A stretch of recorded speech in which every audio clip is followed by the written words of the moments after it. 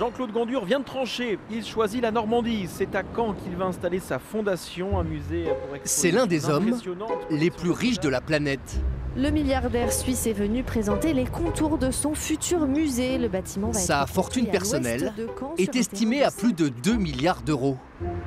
Regardez comme c'est beau, c'est magnifique, on ne peut pas trouver mieux. Mais c'est pourtant, en toute discrétion, que Jean-Claude Gandur a fait le long voyage depuis la Suisse, au volant de sa voiture. Vous voyez, je conduis ma voiture, j'ai pas de chauffeur, j'ai pas de garde du corps, j'ai pas de... Voilà, j'en ai pas besoin. Plus on s'entoure de gens qui, soi-disant, sont là pour vous protéger, moins on vous protège et plus on vous expose. Ce jour-là, ce milliardaire d'habitude si discret va pourtant devoir sortir de sa réserve. La ville de Caen est le gratin politique et culturel de la région l'accueille en grande pompe. Ça me fait très plaisir de vous revoir. Ça me fera plaisir de vous inviter à déjeuner. Car Jean-Claude Gandur est venu présenter le futur musée qu'il va construire à ses frais. On fera tout pour être à la hauteur. Pour y exposer son incroyable collection d'art. Ce projet tant attendu maintenant verra le jour d'ici quelques années. Mais qui est vraiment ce richissime homme d'affaires? Jean-Claude Gandur est un collectionneur d'art, un milliardaire qui a fait fortune dans le pétrole. Un homme courtisé par les plus grandes villes de France. Un ancien directeur du Louvre disait de sa collection d'archéologie que c'était la plus importante au monde en main privée. Qui, après quelques déboires, a finalement choisi Caen pour bâtir le musée de ses rêves. Une ascension fulgurante dans le Gotha des richissimes de ce bas monde.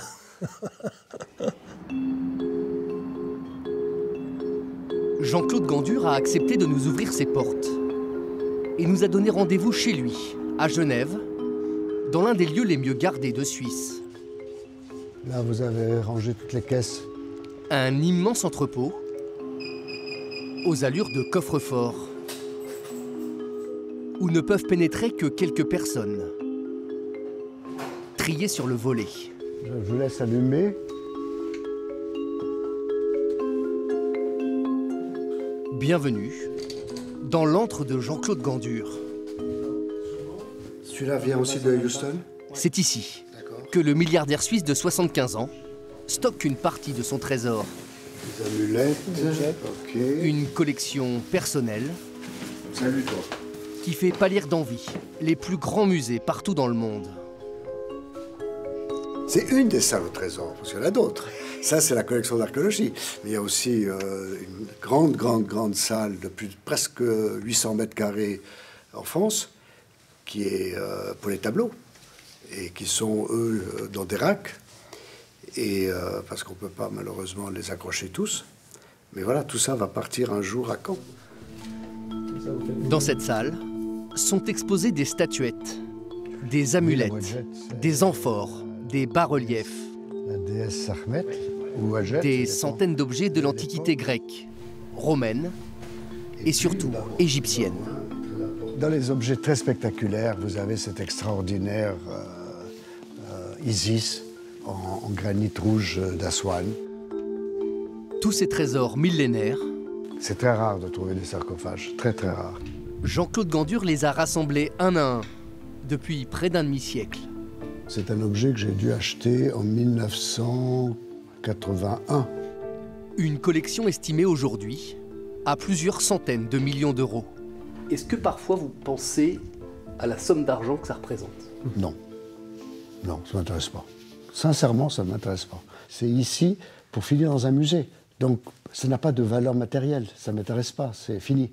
C'est un sacrifice au moment où j'achète l'objet, parce que ça coûte quelque chose, mais après, ça ne m'intéresse plus. C'est fini. Jean-Claude Gandur n'aime pas parler d'argent. Et en attendant de se construire un musée pour les exposer, il vient régulièrement ici, contempler ses jouets. Comme j'ai perdu mes jouets d'enfant par l'exil, je me suis entouré de ça, d'une certaine manière, probablement pour me rassurer que c'était possible de reconstruire quelque chose. Car la vie de Jean-Claude Gandur est un roman à rebondissement. Une histoire qui débute dans les années 50, à l'ombre des pyramides. C'est en Égypte qu'il grandit, dans une famille très privilégiée d'Alexandrie. C'était une famille du côté de ma grand-mère très riche, mais propriétaire terrien. On avait des grandes propriétés de coton dans le delta du Nil. Il y a un confort en Orient qui n'existait déjà plus en Europe, où nous avions 9 employés de maison, alors que nous étions 5 personnes. Je ne peux pas dire que j'ai souffert. On va le dire comme ça. En tout cas, les 11 premières années de ma vie se passent dans un flux tout à fait agréable. La mer, l'école suisse d'Alexandrie, ensuite le lycée français. Mais en 1961, en pleine décolonisation, le colonel Nasser nationalise la plupart des terres agricoles partout en Égypte. Et la famille Gandur doit précipitamment quitter le pays.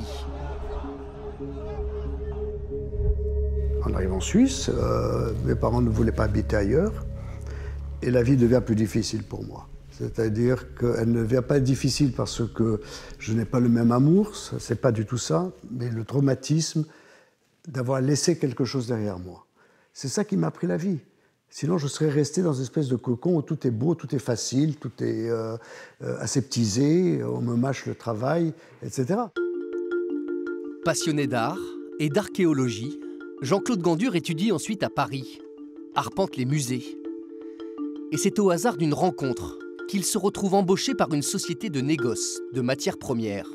Pour moi, c'était un monde totalement inconnu. J'y vais pour gagner un peu d'argent. Mais le jeune homme y prend goût. Il se distingue d'abord en Roumanie, en vendant du cuivre sous le régime de Ceausescu. Dans les années 90, c'est en Afrique qu'il crée sa toute première société.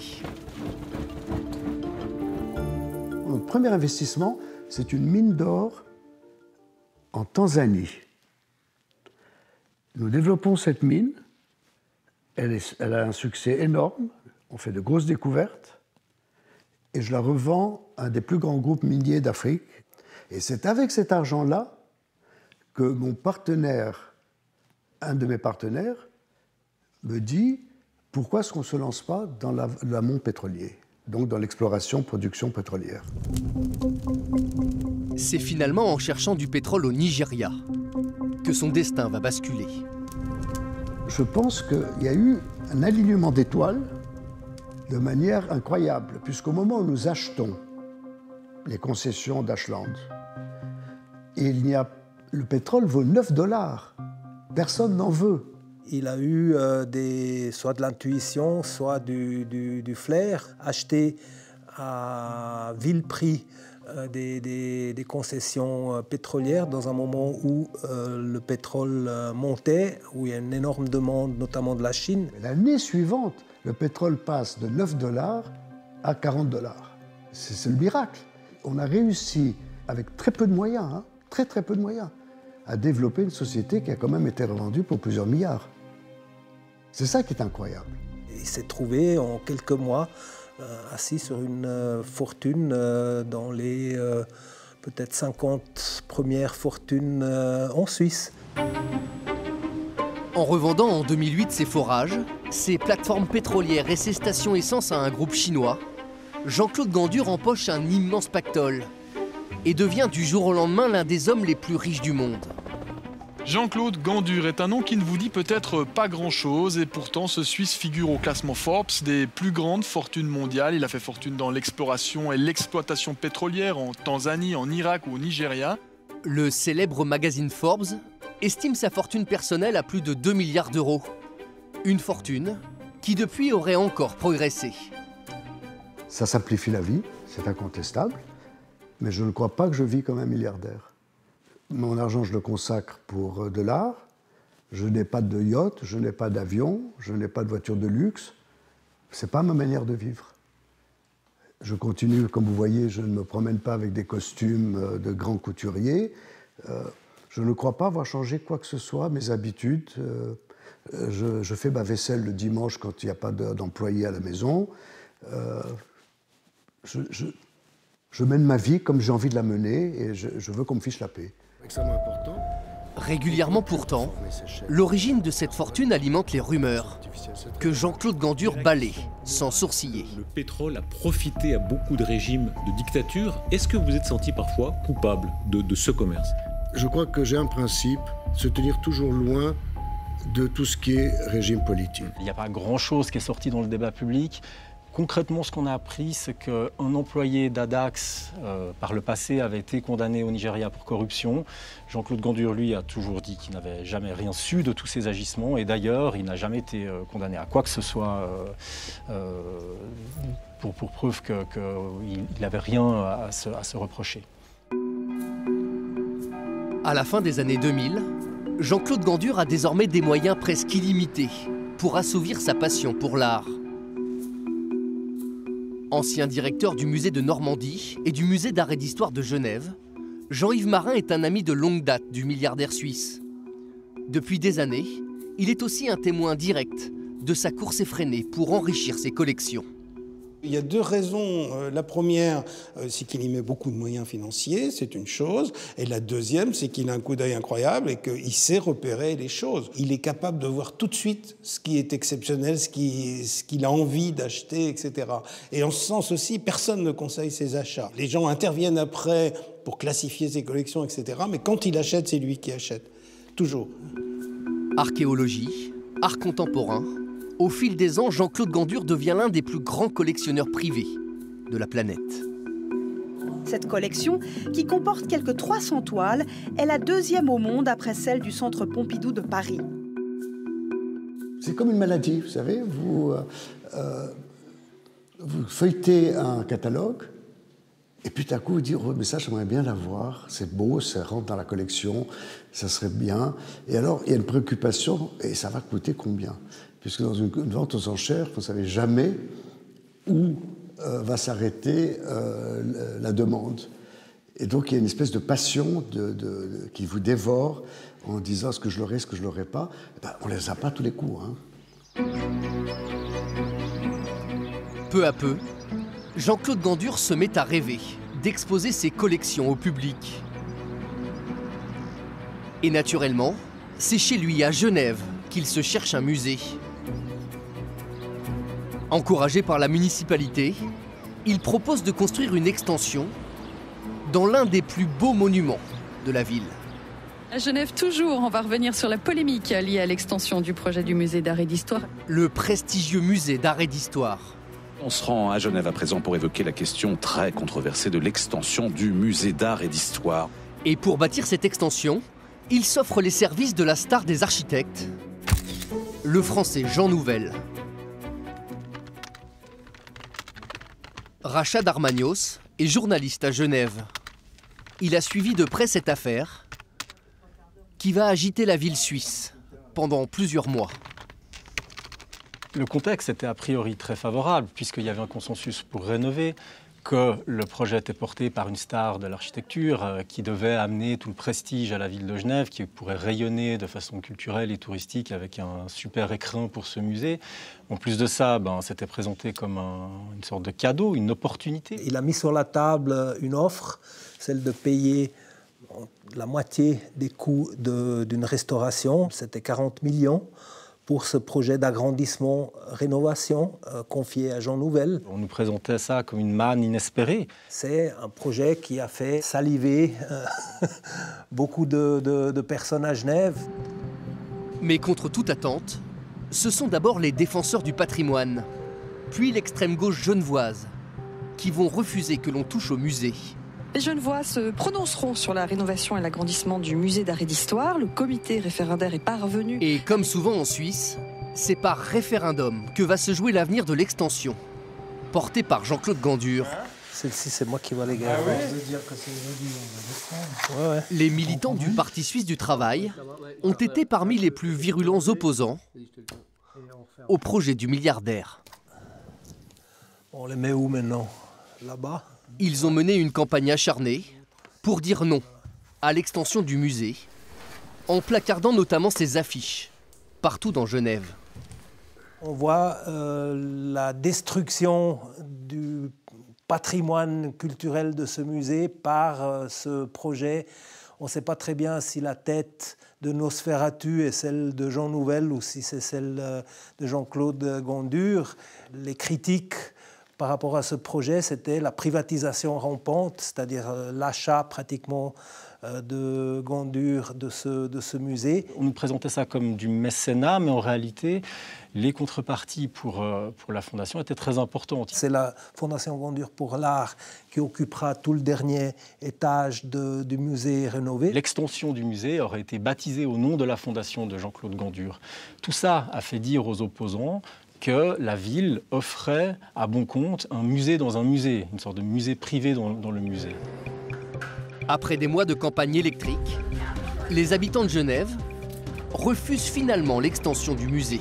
Ce non à 54% est une grosse défaite pour les autorités de la ville. Le projet de partenariat avec la fondation du milliardaire Jean-Claude Gondure n'a manifestement pas convaincu. Quelque part, c'est vrai que c'était un peu une victoire de la culture populaire et de la culture non élitiste. Je pense que ce n'était pas un non qui était dirigé contre lui, c'était plutôt un non qui voulait dire que même à Genève, l'argent ne peut pas tout permettre.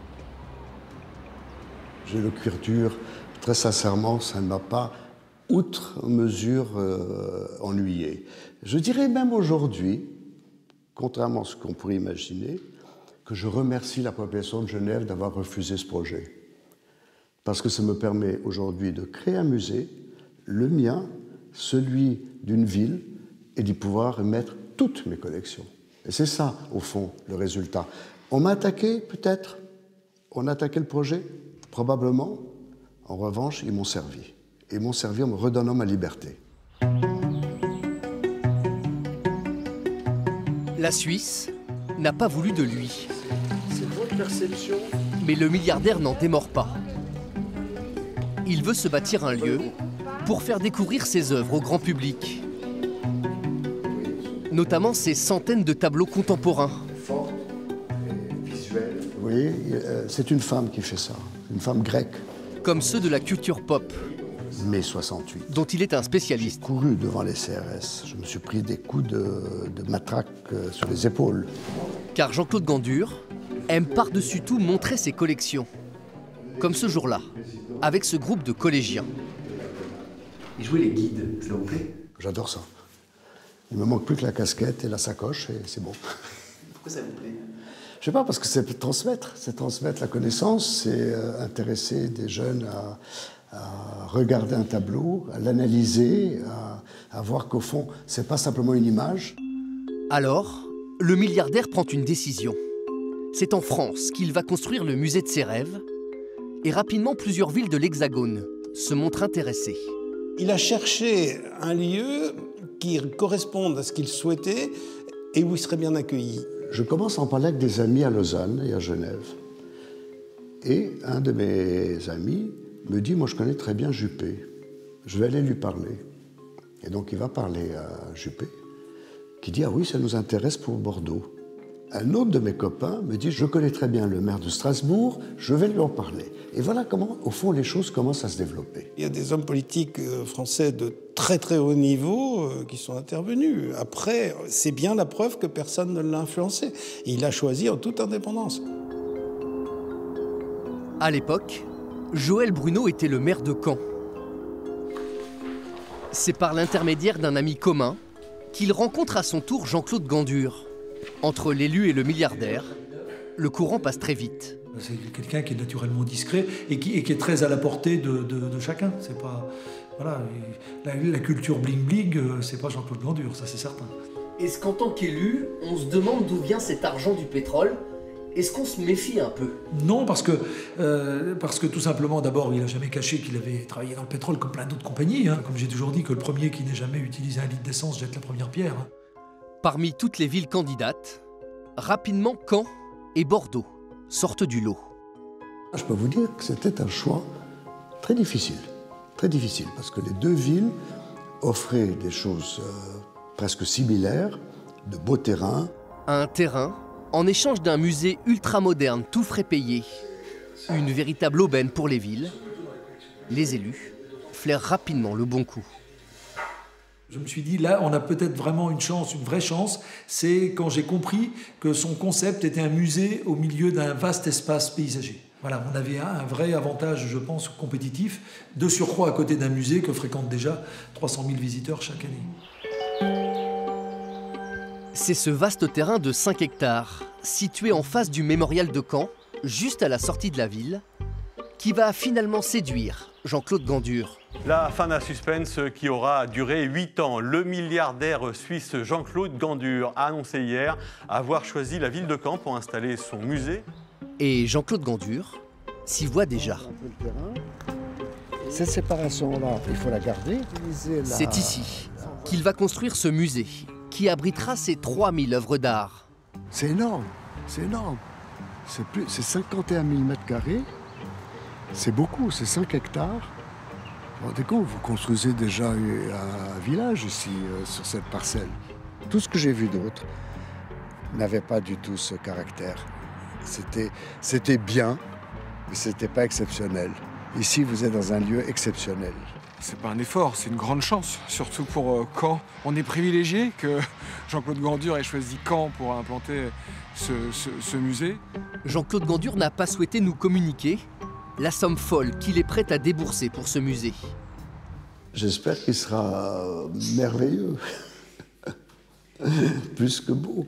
Mais à 75 ans, il s'est donné 5 années pour finir le chantier. Au fond, avec ma famille, j'étais dans les musées très jeune. Et dans mon imaginaire, c'est que ça devait être possible d'avoir aussi le sien. Vous voyez? Mais pour moi, avoir un musée, c'était pas pour les gens, c'était pour moi. Donc, si vous voulez, je l'ai transformé en quelque chose qui devient une réalité pour tout le monde. Quoi qu'il en coûte, c'est bien à Caen que le milliardaire collectionneur va enfin pouvoir s'offrir son rêve d'enfant.